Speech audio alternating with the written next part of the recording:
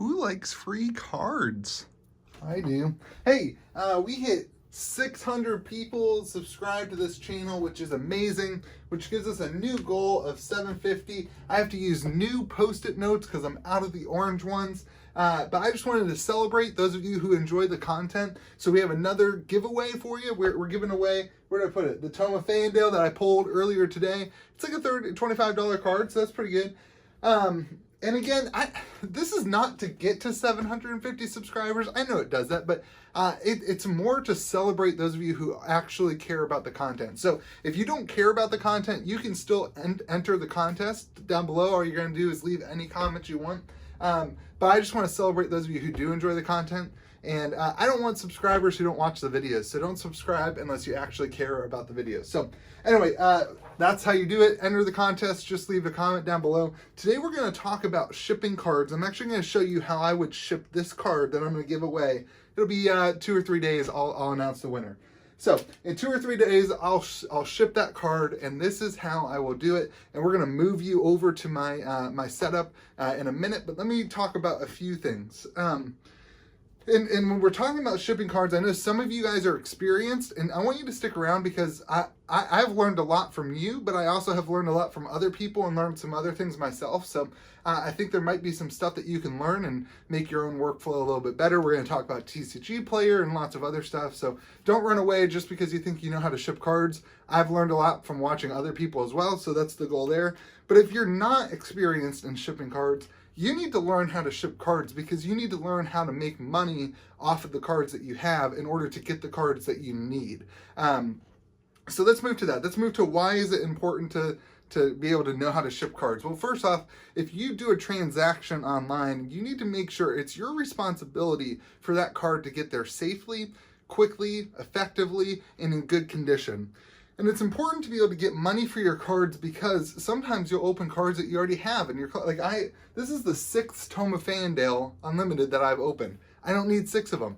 I do need some more Enlightened Strike. So if I can sell this card, I'm actually just giving away, but if I could sell that card and put money towards getting an Enlightened Strike, then I can finish my set faster and then I don't have to open as many boxes. Alternatively, it also allows me to continue to open boxes, which I love to do because I have a way of making more money, or making money and turning those boxes into more boxes. So that's kind of the goal. So you need an outlet, an ability to trade and sell in order to accumulate, or again, maybe you just need to cash out and purchase something for your family or purchase something for yourself or whatever you need to do. So it's really important to be able to make some money off of trading cards. So we're going to talk a little bit about, how to set up a TCGPlayer account, how to set up an eBay account. I'm not going to walk you through the steps, but that's all the things we're talking about apply to those things, as well as selling on Facebook Marketplace or on Discord. So let's talk about how to sell first. Let's go to TCGPlayer. Anybody can have a TCGPlayer account, even you. You can get in and you start out at a level 1 seller, and as you sell, I think after 10 you move to level 2, and after 70 I think you move to level 3, and then maybe it's like 2, I don't remember that exact. Eventually you get to level 4, which is the top tier seller on TCGPlayer, and you have access to like automatically updating your prices and some other tools and some stuff like that. So it's really good because it's really easy to use. I actually prefer TCGPlayer to eBay because of how easy it is to view your inventory, to make inventory changes, and I just feel like it's easier to ship cards from there as well, which we'll get to.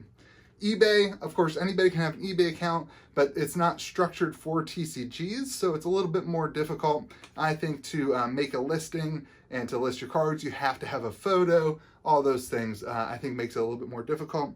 You could also use Facebook and Discord, which many of you guys know. There's a North America trading place. There's also some Europe ones. There's some different places for you to trade your cards. So, and then on the Discord, there's a buy channel and there's a sell channel. So there's plenty of ways for you to move your cards. I would really suggest, though, that if you plan on opening a lot of boxes, that you go ahead and create yourself a TCGPlayer account and start off small and then just list your extra cards in order to kind of get some money generating in order to buy more boxes. And it's really healthy for the community if there's an influx of cards moving around and around. So that's how to sell. You go to those websites, you set up an account, you put in your cards, and maybe we'll do a better video later.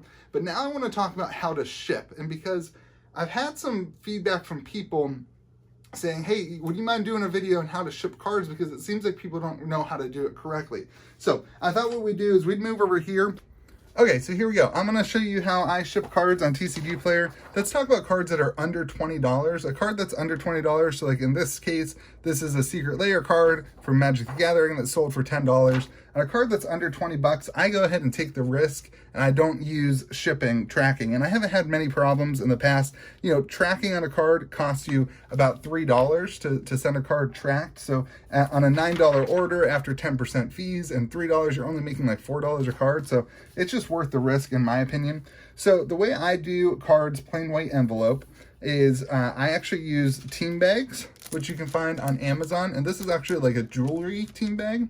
And I use, this is a really thick cardstock. It's about the thickness of a top loader. It's a little bit thinner, but it's about the thickness of a top loader. And you can get these are like comic book cards. So you make like 6 per comic book card, I think, or maybe it's 5 per comic book. And they're way, way cheaper than top loaders. And what I do is I just put it in here and I just slide it in. I cut them myself. It takes about an hour to cut about 3,000 of them. And then I would put the card in there. The Tome of Fandale goes in there, and it also just zip, you know, it has a little piece of paper that you kind of toss away, and then you fold it down, and then your card is protected. Now, a TCGPlayer, it's nice because you can print an order form, an order number, you just kind of put it in, and you can fold it correctly.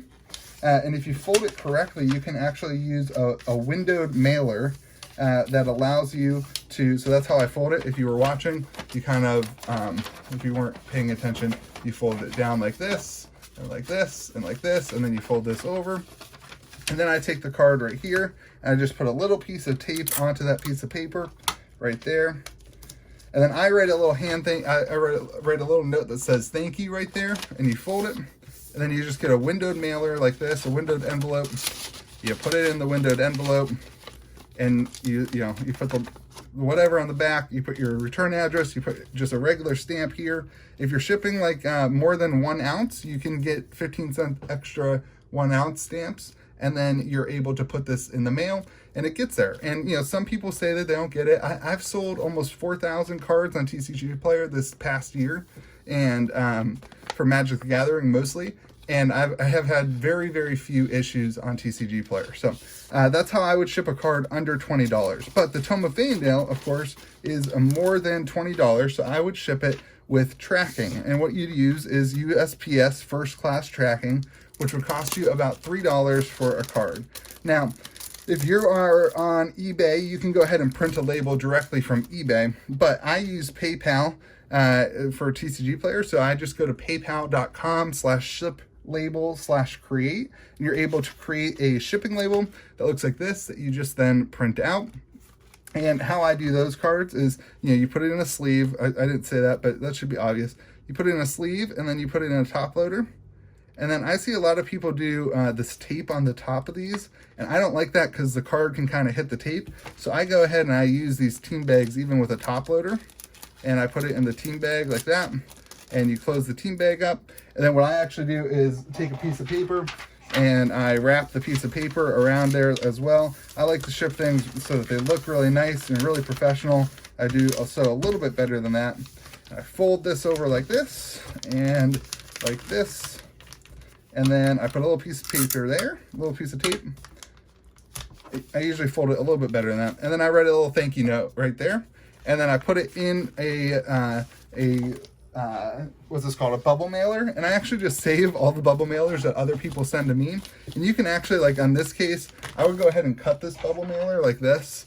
I cut it right here, right? And now you can use this bubble mailer like this, plenty big enough. Your shipping label will go there. You just kind of wrap it around like this.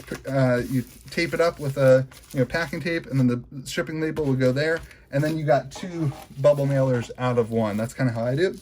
And then you just tape your shipping label to there. So that's how I ship cards. Again, I think it's the best way to do it. I personally haven't had hardly any issues in 4,000 sales on TCGPlayer, and tons of Facebook transactions and tons of trades in history. So That's how I ship cards. I hope that was helpful for you. I hope that you are having a good day and that you're being kind to the people around you. Remember that when you ship a card, it is your responsibility that it gets there. So you really need to go above and beyond to make sure the card is safe and that you're treating people's stuff that they purchased from you the way that you would like your stuff to be treated. So hope you have a good day.